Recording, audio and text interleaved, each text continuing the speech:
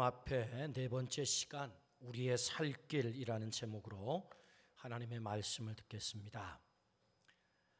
예언의 목적이 어디 있겠습니까? 성경에는 많은 예언이 등장하죠. 하나님께서 많은 예언자들을 역사적인 고비고비마다 하나님의 백성에게 보내십니다. 하나님은 예언자들을 통해서 심판의 예언을 하시지요. 하나님의 계획을 통보하는 데 목적이 있지 않습니다. 하나님은 예언을 듣고 돌아오기를 기다리십니다. 제발 살 길을 찾으라는 하나님의 최후 통첩이죠. 예언은 죽는 길이 아닌 살 길을 찾으라는 하나님의 애타는 사랑이다. 그렇게 정리를 해볼 수 있습니다. 예수님이 예루살렘 성전을 향하여 예언을 하셨습니다. 돌 하나도 돌 위에 남지 않고 다 무너뜨려지리라. 그렇게 예언을 하셨어요. 예수님의 예언자로서의 예언의 능력을 과시하는 것 아닙니다. 제발 살 길을 찾으라는 주님의 애절한 호소이죠. 그러나 안타깝게도 이스라엘은 살 길을 선택하지 않았습니다. 하나님께 돌아오지 않은 거지요. 심지어 보내주신 아들마저도 그들은 죽여버렸습니다. 예수님의 예언대로 AD 70년 로마의 디도 장군에 의해서 예루살렘 성과 예루살렘 성전은 완전히 초토화가 되었습니다. 그런 이후에 이스라엘 백성은 1948년 이스라엘이 독립하기 전까지 무려 2000년 동안 나라를 잃고 세계에서 유리 방황하는 고통의 세월을 보내게 됩니다. 그 와중에 2차 세계대전을 통하여서는 600만 명이 학살을 당하는 그런 처참한 결과를 맞이하기도 하지요. 그들은 예수님의 멸망의 예언을 듣고도 돌아서지 않았습니다. 살 길을 선택하지 않은 이스라엘 백성의 역사적 결과는 너무나도 가슴 아픈 처참한 모습이죠. 오늘 우리에게도 사는 길과 죽는 길을 우리 주님이 가르쳐 주십니다. 주님은 오늘 우리에게 살 길을 가르쳐 주시는데 오늘 말씀을 통하여서 우리에게 깨닫게 하시는 살 길을 선택함으로 오늘 우리 모두가 멸망의 길을 걷지 않고 사는 길을 걷기를 주의 이름으로 축원합니다. 아멘. 오늘 말씀을 통해서 우리가 살 길이 있다라고 말씀을 하세요. 그렇다면 우리가 사는 길은 어떤 길이겠습니까? 첫 번째는 채찍을 들고 오시는 예수님 앞에 서라, 그렇게 말씀하세요. 오늘 말씀이 조금 과격합니다. 채찍을 들고 오시는 예수님 앞에 서야 산다, 그런 말씀이에요. 이 말씀을 다시 정리해 보면 회개해야 산다, 그런 말씀입니다. 요한복음 2장 15절부터 16절 말씀을 우리 같이 한번 읽어보겠습니다. 노끈으로 채찍을 만드사 양이나 소를 다 성전에서 내쫓으시고 돈 바꾸는 사람들의 돈을 쏟으며 상을 엎으시고 비둘기 파는 사람들에게 이르시되 이것을 여기서 가져가라. 내 아버지의 집으로 장사하는 집을 만들지 말라 하시니. 아멘. 오늘 이 본문의 말씀을 전체를 정리해 보면 성전 정화 사건입니다. 이 말씀은 너무너무 중요하기 때문에 마태, 마가, 누가, 요한 사복음서에 다 나오는 말씀이죠. 물론 복음서마다 약간씩의 차이는 있긴 합니다. 그러나 너무 중요하기 때문에 사복음서에 나온다. 예수님은 성전을 너무너무 사랑하셨어요. 예수님은 예루살렘 성전에 기대감을 가지고 찾아 올라가셨습니다. 솔로몬이 성전을 완공하고 하나님께 예배를 드렸을 때 하나님은 솔로몬에게 이렇게 약속합니다. 내 눈과 내 귀와 내 마음을 이 성전에 두겠다. 그렇게 약속을 하셨어요. 그러니까 성전은 그냥 건물이 아닙니다. 하나님이 친히 임재하는 자리이고 그 백성을 만나는 자리이고 그 백성들의 기도를 듣는 자리, 하나님의 현현 나타남의 자리란 말이지요. 성전은 너무너무 중요합니다. 해서 예수님은 그 기대를 안고 성전에 올라간 것입니다. 그런데 웬걸 그 성전에 기대한 바가, 예수님이 기대한 바가 채워지지 않은 거예요. 소의 울음소리가 있고 양의 울음소리가 있고 비둘기 울음소리가 있는 것입니다. 여러분, 성전에는 산소가 울면 안 돼요. 양이 울면 안 됩니다. 죽은 재물이 있는 곳이 성전이거든요. 그런데 소, 양, 비둘기, 거기다가 장사꾼들의 왁작지껄한 소리, 돈 바꾸는 소리, 돈이 괴짝에 떨어지는 철그렁 소리, 이런 소리로 가득 차 있는 것입니다. 예수님께서 기대했던 성전의 모습이 아닌 전혀 황당한 모습을 보게 된 것입니다. 노끈으로 채찍을 만드셨습니다. 소와 양과 비둘기를 쫓아냅니다. 돈을 쏟습니다. 상을 뒤집어 엎습니다. 인간들의 더러운 탐욕을 백주에 드러내는 사건이지요. 예수님스럽지 않는 과격한 행동을 예수님이 하시는 거예요. 본문은 예수님이 왜 그런 행동을 하셨는지를 주석을 붙이고 있습니다. 17절 말씀에 제자들이 성경 말씀에 주의 전을 사모하는 열심히 나를 삼키리라 하는 것을 기억하더라. 제자들이 왜 예수님이 이런 과격한 행동을 하시지? 전혀 예수님스럽지 않게 이상하게 보면서 성경 말씀을 떠올리는 거예요. 아하, 맞아, 성경에 이런 말씀이 있었지. 주의 전을 사모하는 그 열심이 지금 예수님을 삼키고 있구나. 지금 예수님이 주의 성전을 사모하는 그 사랑에 불이 붙었구나. 그래서 저렇게 행동을 하시는구나. 그걸 알게 됐다는 거죠. 기억했다는 것입니다. 예수님은 강도의 소굴로 변해버린 성전을 그냥 둘 수가 없었습니다. 성전에 있어서는 안 될 것들을 모두 쫓아내고 계십니다. 성전을 살리시려는 예수님의 애타는 마음이지요. 성전이 사는 길은 성전에 있어서는 안 될 것들이 예수님의 채찍을 맞고 다 쫓겨나야 되는 것입니다. 그래야 성전이 사는 길이다. 오늘 또 예수님은 성전을 찾으세요. 2000년 전에 예루살렘 성전을 찾으신 예수님께서 2000년 전에만 성전을 찾는 게 아니고 오늘 이 말씀을 통해서 우리에게 들려주신 메시지가 무엇입니까? 오늘 또 내가 성전을 찾는다는 말씀이죠. 오늘 또 기대를 가지고. 그렇다면 오늘 성전은 무엇을 말할까요? 2000년 전에 예루살렘 성전이 아닌 오늘 성전. 구약의 성전은 더 이상 존재하지 않습니다. 그렇다면 성전이 사라진 것입니까? 예수님을 통해서 성전의 개념이 완전히 바뀌게 돼요. 성전의 개념이 완전히 바뀌게 된다. 그래서 오늘 본문 19절부터 21절 말씀에 보면 성전의 개념이 어떻게 바뀌고 있는가를 우리가 좀 확인해야 됩니다. 예수께서 대답하여 이르시되 너희가 이 성전을 헐라 내가 사흘 동안에 일으키리라. 유대인들이 이르되 이 성전은 46년 동안의 지었건을 네가 3일 동안에 일으키겠느냐 하더라. 그러나 예수는 성전된 자기 육체를 가리켜 말씀하신 것이니라 라고 말씀을 하세요. 이 성전을 헐어라. 그랬더니 유대인들이 이 성전은 지금 46년 동안 지었어.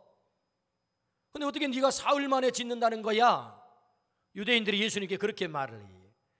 그런데 그 말씀은 곧 예수님의 육체를 가리켜 3일 동안 세운다는 말은 곧 3일 만에 부활하신 부활의 예수 그리스도의 육체를 가리키는 말씀이라는 거지요. 그러니까 성전의 개념이 어떻게 바뀌고 있는 거지요? 구약의 성전의 종언을 예수님이 고하시고 더 이상 구약의 성전은 존재하지 않아. 이제는 내가 성전이야. 예수님이 이 땅에 오셔서 내가 성전이야를 말씀하고 있거든요. 내가 성전이다. 예수님이 성전이에요. 근데 이 성전의 개념이 예수님에게만 머물지 않고 그 성전의 개념이 더 확장되는데 어떻게 확장이 되는가? 에베소서 1장 22절부터 23절 말씀에 보면 예수 그리스도가 교회의 머리다 그렇게 말씀하세요. 예수 그리스도가 교회의 머리다. 교회는 그의 몸이다. 여러분, 오늘 우리가 요한복음 2장 9절 19절부터 21절의 말씀에 보면 이 성전을 헐라. 예수는 성전된 자기 육체를 가리켜 말씀하신 것이다. 그러니까 성전은 예수님이란 말이죠. 예수님의 몸이 성전이란 말이죠. 예수님은 이 말씀을 어떻게 확장을 시키죠? 예수님은 교회의 머리다. 교회는 그의 몸이다. 그러므로 오늘날의 성전은 바로 교회가 성전이다라고 확장을 시키세요. 구약의 그 건물로서의 성전이 아니라 교회가 성전이다, 그렇게 말씀을 하세요. 교회가 성전이다. 하나님의 이 성전의 개념이 교회에 머물러 있지 않습니다. 더 확장이 됩니다. 어떻게 확장이 되지요? 고린도전서 3장 16절부터 17절 말씀을 한번 보겠습니다. 고린도전서 3장 16절부터 17절 같이 한번 읽습니다. 시작. 너희는 너희가 하나님의 성전인 것과 하나님의 성령이 너희 안에 계시는 것을 알지 못하느냐. 누구든지 하나님의 성전을 더럽히면 하나님이 그 사람을 멸하시리라. 하나님의 성전은 거룩하니 너희도 그러하니라. 아멘. 오늘 이 말씀에 보니까 하나님의 성전이 나와요. 하나님의 성전은 누가 하나님의 성전이지요? 성령이 거하는 사람이 하나님의 성전이라는 거예요.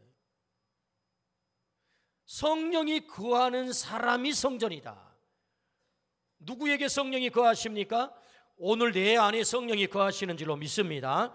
어떻게 그걸 알 수 있나요? 고린도전서 12장 3절 말씀에 우리 같이 한번 읽어봅니다. 성령이 거하시는 사람이 성전인데 그럼 누가 성령이 거하느냐? 고린도전서 12장 3절 시작. 그러므로 내가 너희에게 알리노니 하나님의 영으로 말하는 자는 누구든지 예수를 저주할 자라 하지 아니하고 또 성령으로 아니하고는 누구든지 예수를 주시라 할 수 없느니라. 아멘. 성령에 의하지 않고는 예수님을 주라고 믿을 수도 없고 고백할 수도 없다는 거지요. 제가 한번 질문해 봅니다. 제가 질문에 그렇다 그러면 아멘으로 한번 답해 주시면 좋을 것 같아요. 예수님을 여러분의 주인으로 믿습니까? 아멘. 우리는 아멘을 굉장히 쉽게 했습니다. 근데 여러분, 내가 예수님을 주인으로 믿습니까? 이 말씀 앞에 아멘으로 대답을 했다는 것은 굉장히 쉬워 보이지만 결코 쉬운 게 아니에요. 그것은 이미 내 안에 성령께서 역사함으로 예수를 주로 고백하게 만드신 거죠. 성령이 내 안에 계시는, 이걸 내주한다고 그래요. 성령의 내주하심. 그러니까 성령이 내 안에 거하지 않으면 예수님을 우리는 주로 고백할 수가 없어요. 성령이 거하시기 때문에 예수님을 주라 고백하게 된 거죠. 예수님을 주라 고백했다는 말은 성령이 내 안에 계신다는 말, 성령이 내 안에 거신다는 말은 내가 성전이 됐다는 말. 우리 아멘 하십시다. 그러므로 여러분, 누가 성전입니까? 내가 성전이죠. 예수님을 구주로 고백한 오늘 내가 성전이다. 그 성전된 우리가 모이는 게 뭐지요? 교회인 것입니다. 하나님의 교회, 성도가 모인, 성전인 성도가 모인 교회. 그러니까 구약 성경에 말하는 성전의 개념이 어떻게 전환을 이루었습니까? 예수님이 성전이다. 예수님의 몸인 교회가 성전이다. 성령이 거하시는 내가 성전이다 라고 성경은 말씀합니다. 그러므로 오늘 내가 성전이 된 줄로 믿습니다. 주님께서 오늘 또 성전을 찾는다라는 말은 그렇다면 무슨 말씀일까요? 오늘 또 성전된 나를 주님이 찾아오신다는 말이죠. 기대를 가지고 성전으로서의 기대, 성전에 당연히 있어야 될 것이 네 속에 있느냐 하고 찾는다는 거죠. 예루살렘 성전을 기대를 가지고 우리 주님이 찾아 올라가셨듯 오늘 또 나를 향하여서 너는 내 성전이야. 그렇다면 성전된 네 속에는 이러한 것이 있어야 돼 라고 기대를 가지고 오늘 또 찾으신다. 그런데 예루살렘 성전을 찾으셨던 주님이 기대했지만 그 기대를 채우지 못했어요. 왜요? 있어야 될 성전으로서의 당연한 내용은 없고 소, 양, 비둘기, 장사꾼들, 돈 바꾸는 상, 인간의 탐욕들만 득실득실 거렸다는 거예요. 그러므로 예수님이 어떻게 하셨지요? 채찍을 만드신 거예요. 그렇다면 오늘 성전된 우리는 예수님의 기대를 얼마나 채우고 있을까? 예수님이 오셔서 내 성전이구나, 성전으로서의 기능을 너 잘 감당하고 있구나 라고 칭찬하실까? 아니면 예수님께서 기대하는 바를 채우지 못해서 채찍을 만드실까? 예루살렘 성전이 처음부터 소, 양, 비둘기, 돈 바꾸는 상으로 가득 찬 것 아닙니다. 처음 성전을 봉헌하고 나서 그들은 너무나도 감격했습니다. 그들의 예배는 눈물이었습니다. 눈물 없이 예배드릴 수 없었습니다. 하나님이 우리에게 성전을 허락하셨구나. 그래서 감격의 예배를 드렸단 말이지요. 그들의 찬송은 힘이 있었습니다. 그들의 기도는 시간이 부족했습니다. 더 기도하고 싶은데 시간이 부족해서 기도하지 못했습니다. 그러나 시간이 지나다 보니 인간의 탐욕이 그들의 주인의 자리를 차지하고 만 것입니다. 오늘 우리들의 모습 아닙니까? 우리가 예수 그리스도를 구주로 고백해서 하나님의 자녀가 되었을 때, 그래서 성전이 되었을 때 우리의 그 첫사랑, 하나님이 나를 구원해 주셨구나, 하나님이 나를 하나님의 자녀 삼아 주셨구나, 그래서 그 감격 앞에 우리는 얼마나 가슴 떨렸습니까? 얼마나 눈물을 흘렸습니까? 예배 드릴 때 감동의 눈물을 흘렸습니다. 감격의 눈물을 흘렸습니다. 우리의 찬송은 찬송이 아니었습니다. 그저 눈물이었습니다. 시간이 부족해서 기도를 하지만 시간이 부족했습니다. 그런데 어느 순간부터 우리는 성전으로서 내 안에 당연히 있어야 될 하나님의 섬김은 사라지고, 감격은 사라지고, 기도는 사라지고, 찬양도 사라지고, 불평과 원망만 남았습니다. 하나님을 내 소원이나 채워주는 신부눈꾼으로 우리는 생각을 합니다. 기도 없이도 살 생각을 하고 있습니다. 하나님은 빈손으로 온 우리에게 많은 것을 주셨습니다. 하나님이 이루어 주셨음에도 불구하고 마치 내가 한 것처럼, 내 실력으로 이룬 것처럼 우리는 교만했습니다. 하나님의 말씀이 기준이 아닌 내 생각이 기준이었고 내 주장이 앞섰습니다.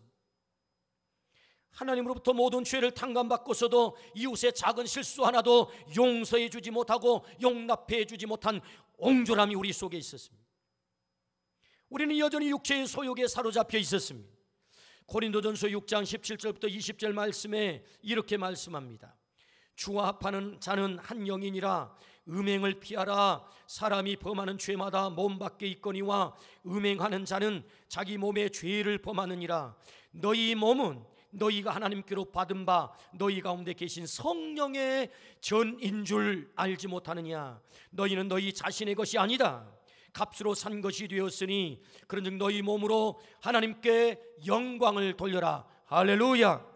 우리의 몸이 성전이라고 말씀하세요. 성령이 계시는 성전. 그런데 나의 음행을 위해서, 나의 욕망을 위해서 살아왔다라고 말씀하지요.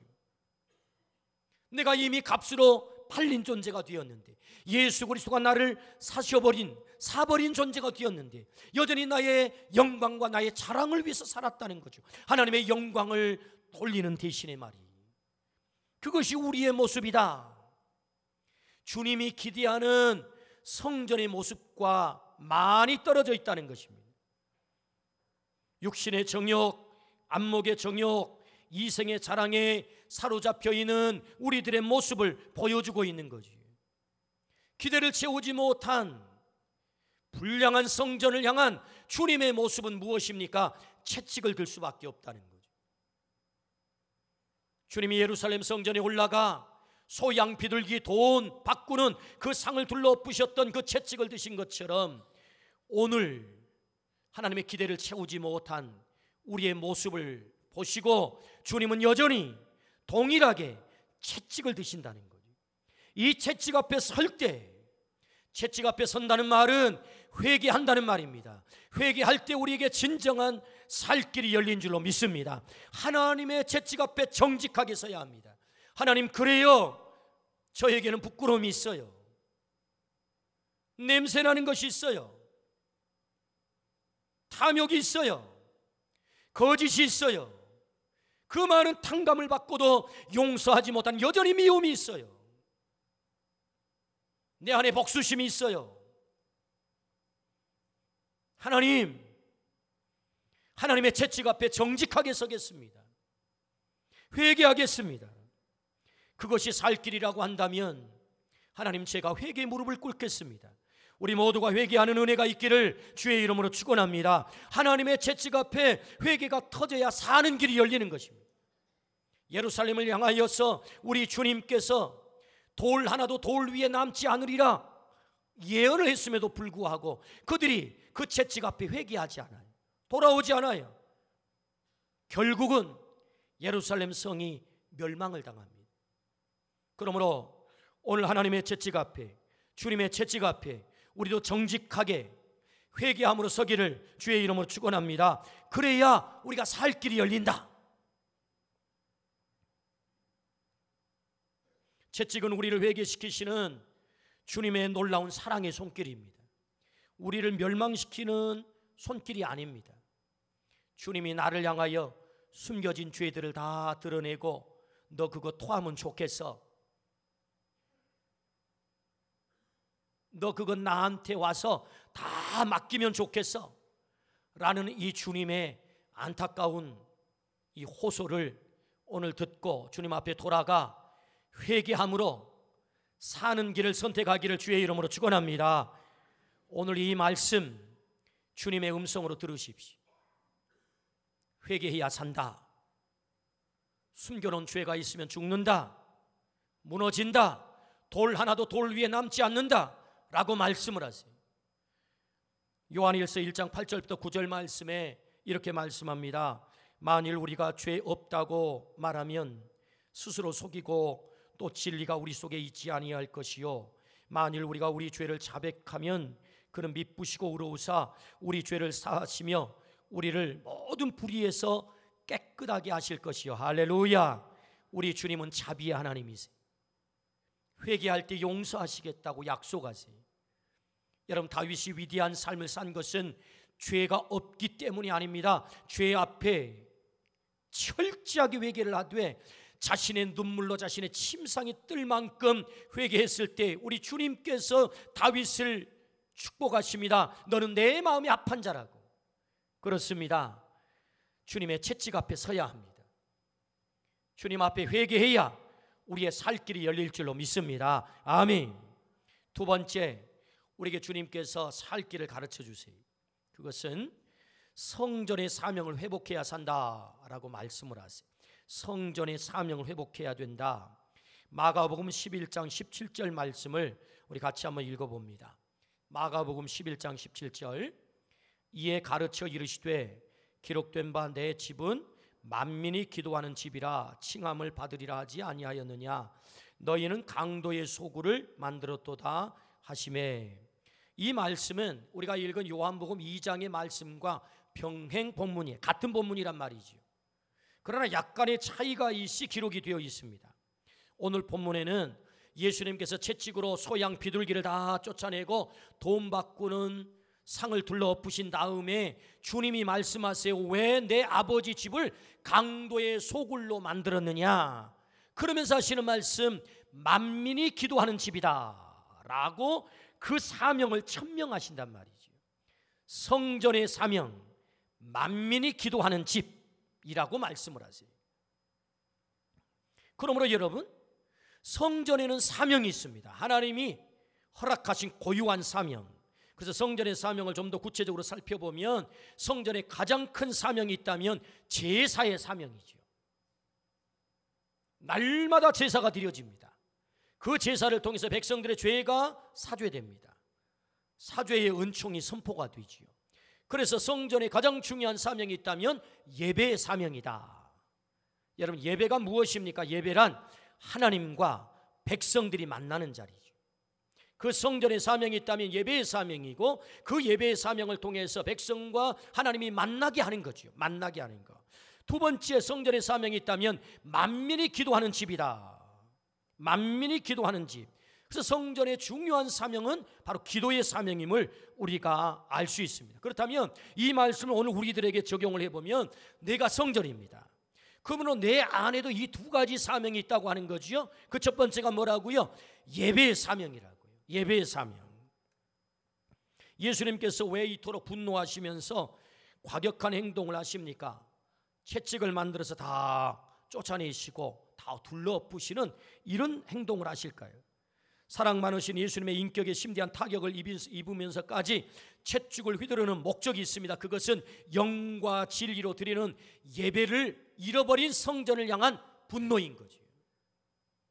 그러므로 성전인 내 안에 하나님을 향한 진실된 영과 진리로 드리지 않는 예배 있다면 오늘 또 주님이 분노하신다는 거예요.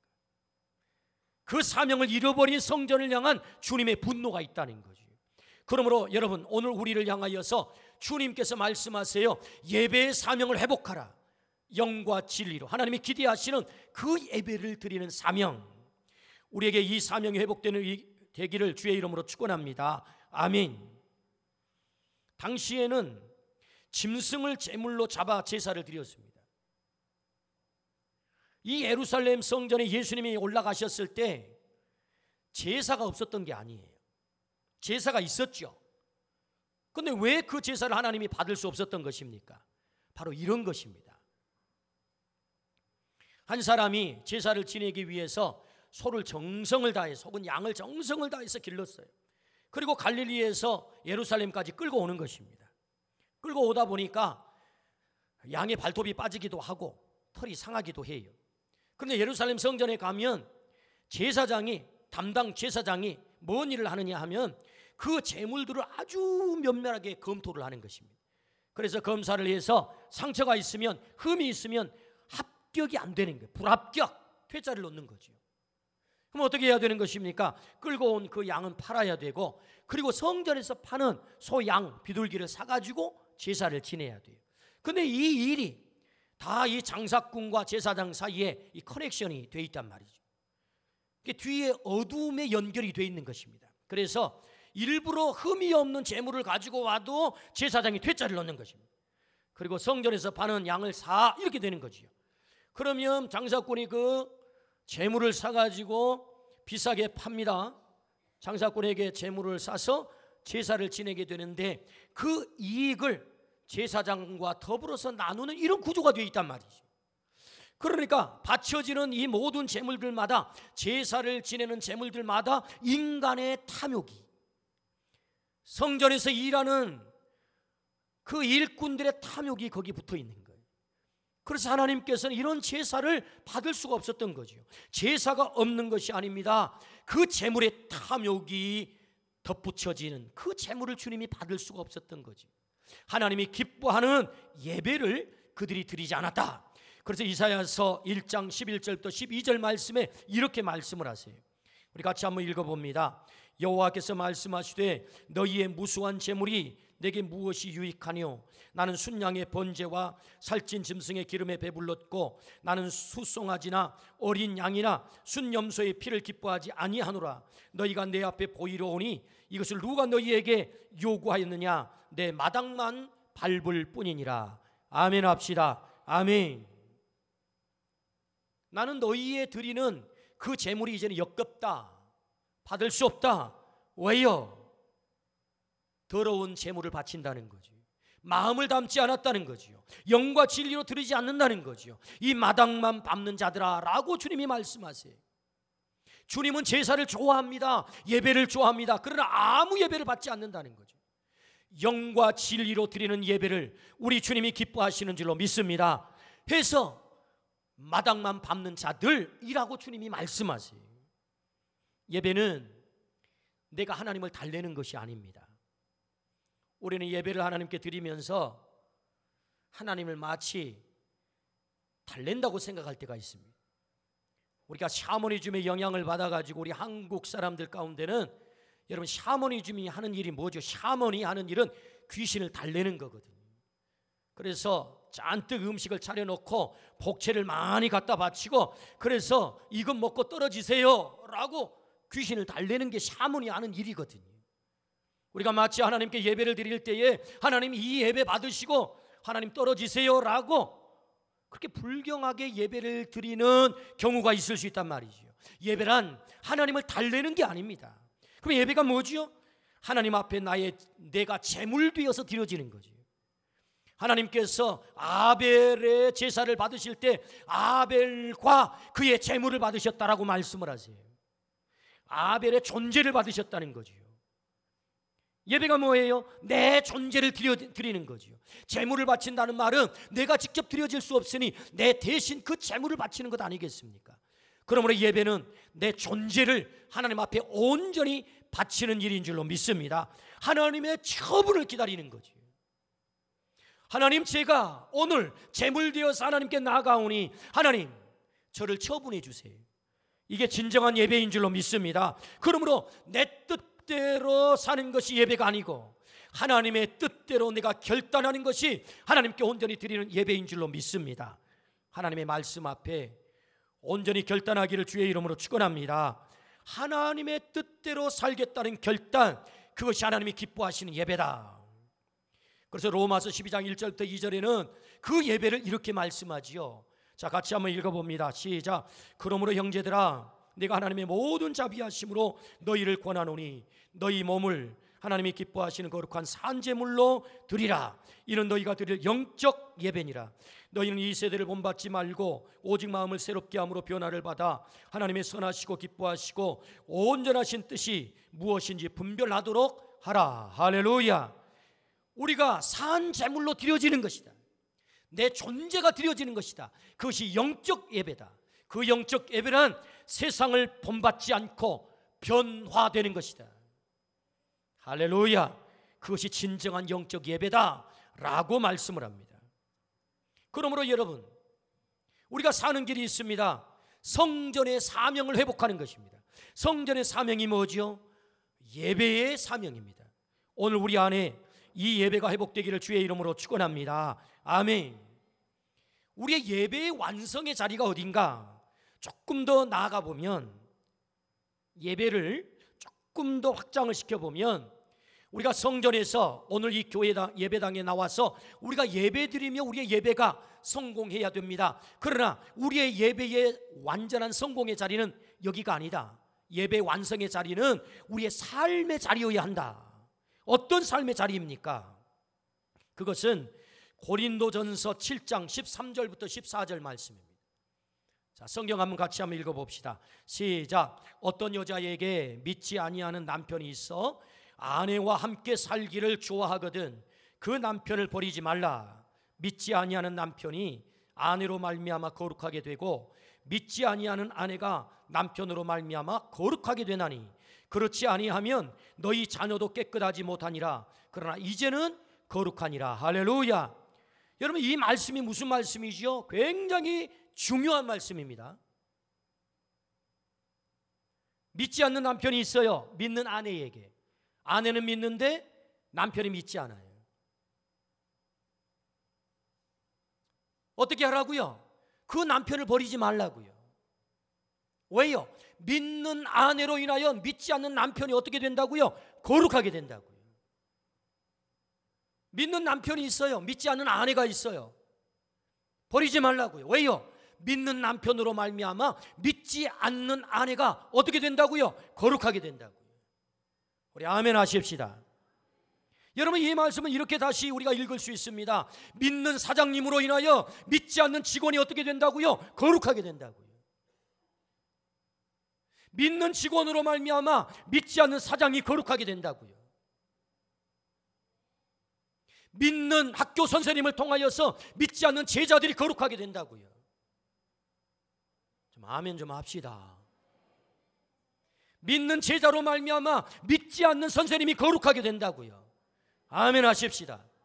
믿는 우리들을 통하여서 박림동이 거룩하게 된다고요. 믿는 우리들을 통해서 이 광주 땅이 거룩하게 된다고요. 그 말씀을 하고 계시는 거예요. 예배의 완성 자리가 어디냐? 우리의 삶의 자리라고요. 거룩한 산제물, 삶으로 드리는 예배. 믿는 아내를 통해서 남편이 거룩하게 되고, 믿는 남편으로 통하여서 아내가 거룩하게 되는, 믿는 부모를 통하여서 믿지 않는 자녀가 거룩하게 되는, 믿는 자녀들을 통해서 믿지 않는 부모가 거룩하게 되는 그 자리가 예배의 완성의 자리다. 할렐루야. 그렇습니다. 세상은 이렇게 말합니다. 예수도 좋고 교회는 싫다. 예수는 좋고 교회는 싫다. 세상이 이렇게 말해요. 왜 그럴까요? 우리의 예배의 자리가 삶의 자리로 확장되지 않아서, 믿는 내가 세상 속에 들어가 믿는 나를 통하여 그곳을 거룩하게 만드는 일을 하지 못해서, 그래서 세상의 사람들은 예수님에게 오는 이 일이 우리가 걸림돌이 되고 있다고요. 예수는 좋은데 교회는 싫다. 아니요, 이제는 당당하게 우리의 삶의 자리가 예배의 자리로 회복이 된다면 우리는 이렇게 말할 것입니다. 예수도 좋고 교회도 좋다. 할렐루야. 여러분, 우리 교회가 그런 교회 되기를 주의 이름으로 축원합니다. 내가 그런 삶을 살기를 주의 이름으로 축원합니다. 여러분, 사는 길이 있습니다. 그것은 성전의 사명을 회복하는 거죠. 그 사명이 뭐예요? 예배의 회복에 있다. 그 예배의 회복의 완성의 자리는 삶의 자리다. 우리가 그렇게 회복되기를 주의 이름으로 축원합니다. 아멘. 두 번째 사명은 기도의 사명입니다. 성전의 사명은 기도의 사명입니다. 기록된 바 내 집은 만민이 기도하는 집이다. 주님의 힘주어서 강조합니다. 성전은 만민이 기도하는 집이라는 말씀은 솔로몬에게 약속하신 말씀에 그 뿌리를 두고 있습니다. 역대하 7장 14절부터 16절 말씀에 이렇게 말씀합니다. 우리 같이 한번 읽어봅니다. 내 이름으로 일컫는 내 백성이 그들의 악한 길에서 떠나 스스로 낮추고 기도하여 내 얼굴을 찾으면 내가 하늘에서 듣고 그들의 죄를 사하고 그들의 땅을 고칠지라. 이제 이곳에 사는 기도에 내가 눈을 들고 귀를 기울이리니 이는 내가 이미 이 성전을 택하고 거룩하게 하여 내 이름을 여기에 영원히 있게 하였음이라. 내 눈과 내 마음이 항상 여기 있으리라. 아멘. 백성들이 와서 기도하면 내 눈이 여기 있고 내 귀가 여기 있고 내 마음이 여기 있기 때문에 내가 성전에서 반드시 들을 거야. 그래서 성전은 뭐 하는 곳이라고요? 기도하는 곳이라고요. 성전의 사명은 기도하는 사명인 줄로 믿습니다. 아멘. 오늘 내가 성전이라면 나의 사명이 무엇입니까? 기도하는 사명이다 라고 가르쳐 주십니다. 기도를 잃어버린 예루살렘 성전은 돌 하나도 돌 위에 남지 않고 초토화되었습니다. 성경은 전체가 기도의 책입니다. 아브라함이 기도합니다. 복의 근원이 됩니다. 야곱이 기도합니다. 그는 이스라엘이 됩니다. 모세가 기도합니다. 위대한 영도자가 되어 40년 동안 이스라엘 백성을 이끕니다. 다윗이 기도합니다. 하나님의 마음에 합한 자라고 칭찬을 받습니다. 엘리야가 기도합니다. 하늘문이 열립니다. 다니엘이 기도합니다. 가장 지혜로운 바벨론의 총리가 됩니다. 바울이 기도합니다. 유럽을 전도하고 세계를 복음화합니다. 심지어 예수님이 기도합니다. 십자가를 지고 인류를 구원합니다. 기도 없이 그들의 삶은 상상할 수가 없습니다. 기도가 능력인 줄로 믿습니다. 기도를 통해서 그들은 위대한 삶, 영적인 삶을 살았다. 그러므로 성전된 나에게 주님이 말씀하세요. 성전의 사명이란 기도의 사명이다. 이 사명을 회복하기를 주의 이름으로 축원합니다.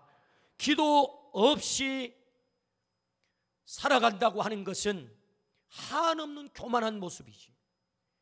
오늘 기도가 우리의 살 길을 열어주시는 줄로 믿습니다. 아멘. 주님은 오늘 우리에게 이렇게 도전합니다. 이 도전을 주님의 음성으로 듣는 은혜가 있기를 축복합니다. 주님 앞에 오지 않는 자녀들을 보면서 왜 기도하지 않느냐? 지옥을 향해 가는 사랑하는 가족을 보면서 너는 왜 기도하지 않느냐?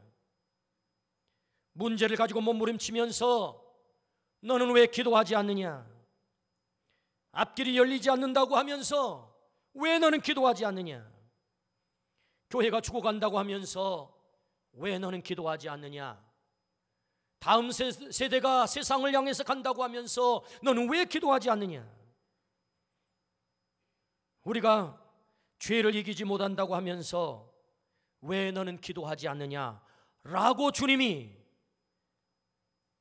우리 마음의 문에 오셔서 두드리세요.